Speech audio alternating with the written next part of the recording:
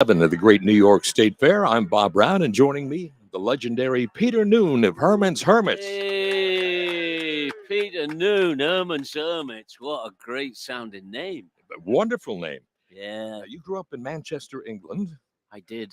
and you were a child actor.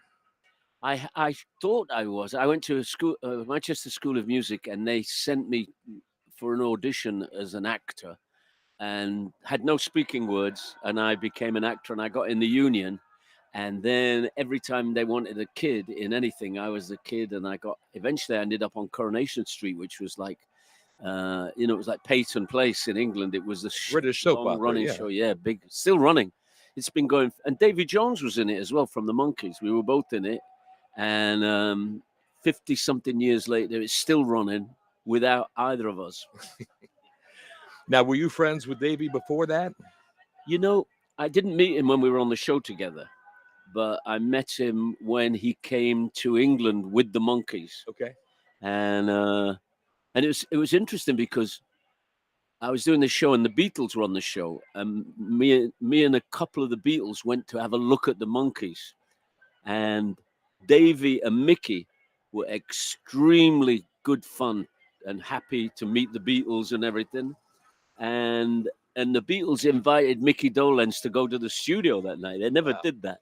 And because they were nice people, you see, Davy and Mickey were both nice guys. So they were, you would think when the Beatles walk in the room, everything stops. But they were the only two people who stopped. Great. Now, you went on to do the soap opera, then you got into music. What got you into music? I was at a school of music. I always was going to be a musician. I was an actor by accident, really. I was an actor to make money to buy equipment for what's called the Beat Group at the time. And, I went to a nightclub when I was a kid, probably to look at girls, not to listen to music. I thought there might be girls there as well as music.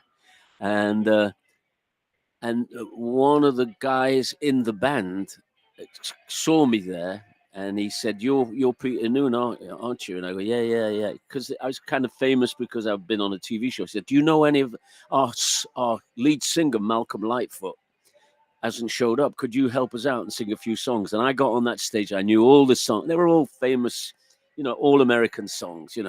"I'm a hug for you, baby. Can't get enough of your love," and all that stuff. And I could also sing it. I did a really good version of "My Boy Lollipop," "My Boy Lollipop" in the original key. And we kept going and going and going. And then they asked me to join the band. And within 3 weeks, I was the leader of the band. Wow. And then that was Pete Novak and the Heartbeats, which became Herman and the Hermits, which became Herman's Hermits, and then we had a hit, after 3 years of driving around England in a van, places that look quite like Syracuse, maybe Poughkeepsie, but we drove around for a long time, and then one day we made a record, and it was the right record. All our friends made records, but they didn't get the one thing that you make a record for, which was to get it on the radio. And our first record we got on the radio, and now we're on there's like shelves. You open this cupboard and there's all these shelves, and now we've got off the bottom shelf, and we're now on the first shelf on our way, hopefully, just to move up there. The top shelf is always going to be Elvis Presley and Sam Cooke and Little Richard, and the Beatles are going to be on the second shelf with Led Zeppelin and the Rolling Stones. And way down there, now we're on the second shelf, which put us in the same room as Del Shannon and Roy Orbison and Gene Pitney and the Mojos. There were other bands around that didn't make it. Gerry and the Pacemakers were already on that shelf, and they welcomed us onto that shelf. Although the English music scene was so small that everybody cared about each other in a nice way. They didn't have to like your music, but they had to like you. Now, if I understand this correctly, Carole King wrote one of your big hits. Carole King wrote "I'm Into Something Good," and I changed it from a girl song to a boys song, and I think I should have got some of the writing credit, but she wouldn't. So And then she wrote us another song called "Show Me Girl," which wasn't a hit. It was not a hit, but it was a really good song. And then we didn't do any more of her songs. Then we had Graham Goldman writing songs for us and me. 1965 was a busy year for you. You know, I saw an interview that I did with Elvis Presley. I had to do what you're doing, Bob. I had to interview Elvis Presley, and it got in the newspaper, but we were never there the next day. We never saw a newspaper. We never saw a review because we'd play here, and then the next day we'd be in Poughkeepsie. So we and I read in the article, and they say Peter Noone met Elvis Presley yesterday at the Hawaiian village. He was making Paradise Hawaii Star, and it was Peter's only day off this year on a 360-day world tour. And I go, we did 360 concerts. We had 11 singles in the year, 9 of which were top 10, and all 11 were top 20. I don't know when we had time to make them. We used to probably drive all night and go to the studio, get there at 4 o'clock in the morning, record a song, and then go to bed, if we ever went to bed. And the van, we had this van that was like disgusting. It had more. We started off, nobody knew us, so we would write our names on it, on the back, in lipstick and stuff, borrow sister's lipstick. But eventually it was loaded with everybody's phone numbers. Not many people had a phone number in those. Not many people, your mum had a phone, but you didn't want people calling her. He's on the toilet. So it was kind of, the van was disgusting. And then we made it and we got a hit record. And eventually we got a new van, like a little bit bigger one. Because we think about this, the Beatles had replaced big band music because they could do it all. They could do a whole show.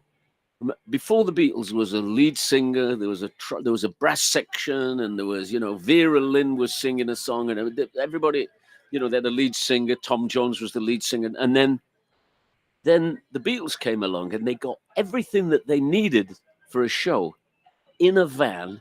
And they had 2 roadies, they had Neil and Mel, 2 roadies. So there were 6 people in a van with all the equipment they would need because they were that talented. Wow. You also had a rather good experience with Ed Sullivan, I understand. He liked Herman's Hermits, and I considered myself a friend of his until he announced this year, my good friend, Peter Herman Moon. But he quite often got things wrong, but he liked, and he came up to me after a show. When he comes over, well, you've seen when he comes over at the end of the thing. Well, I didn't know what he said because I've always been a little bit deaf, so I didn't know. Yeah, and then he comes to the dresser. He said, "You're a Catholic, right?" I go, "Yeah." He goes, "Meet me tomorrow morning at Delmonico's." I think it's a building that he lived in on Park Avenue, and we'll go to St. Patrick's. And I didn't know how to handle that. I didn't know, did I show up in a limo? I walked it, by the way, and so did he. We came out, and he was the biggest star in the world. Yeah, I mean, it was Ed Sullivan. He walked down Park Avenue with this little kid. I was 16 or 17. We went to mass. Nobody bothered him. Nobody was making a noise in the church. I remember going, wow.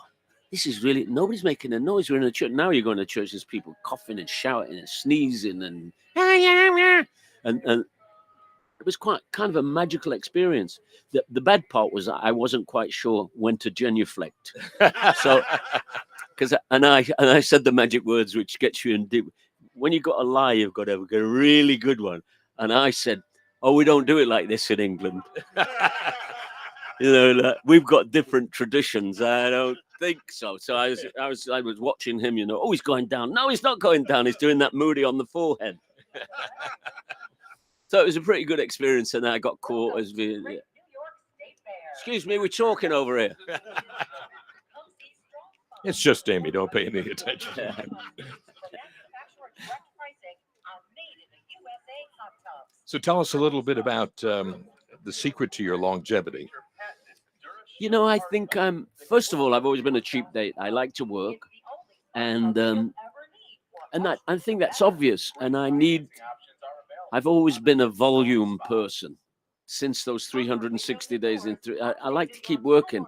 And I think in my head, I believe that the more you work, the better you get at it, vocally and everything. The more I'm singing with my own voice, so I'm not going to destroy it by, a lot of people hurt their voice by having another voice.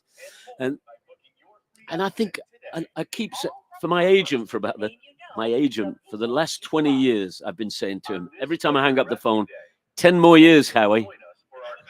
And when I speak to him today, I'll say 10 more years. So I think I've got another 10 more years. Beautiful. And I think it's inspirational to people to say 10 more years, because when I was at school, they made us write out a 5-year plan. I couldn't get a week into that.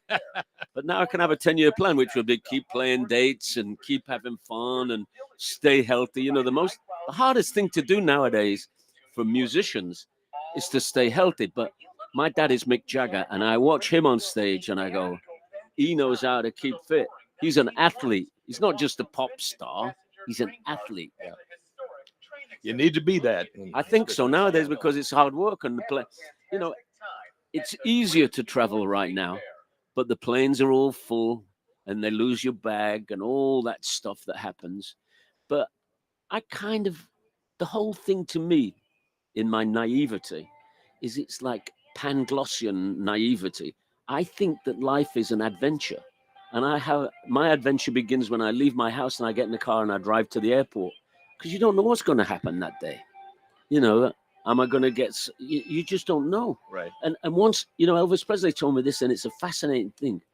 He'd never, ever got on a plane and sat next to somebody he didn't know. Wow.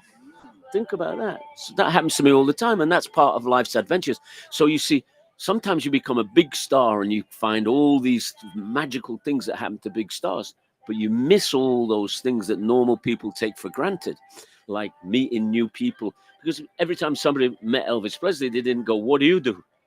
Right. You know what I mean? Where are you going? He never got that. I always say I'm a Chippendales dancer, and then they don't. They never talk. They never talk for the rest of the flight. Great work if you can get it, I guess. You're going to be performing at 1:00 right over there at Chevy Court. And after that, what's on the agenda for you? I think next we're going to Vegas for 3 days. We play this place called South Point in Las Vegas for 3 days. Then we're going all around Milford, Connecticut, all that bit. We're doing all that northeast corridor up to New Hampshire, excuse me. And, around and round. We're going forever. We don't, there's no limit when you say 10 years and it begins again today. There's no limit. It's a pleasure to have you here. I'm looking forward to introducing you over there. I'm going to get the audience to sing along a little bit. So get them warmed up. Yeah. Right. Ladies and gentlemen, put your hands together for a legend, Peter Noone. And for Bob Brown. Yeah. Thanks, Bob. I don't know what kind of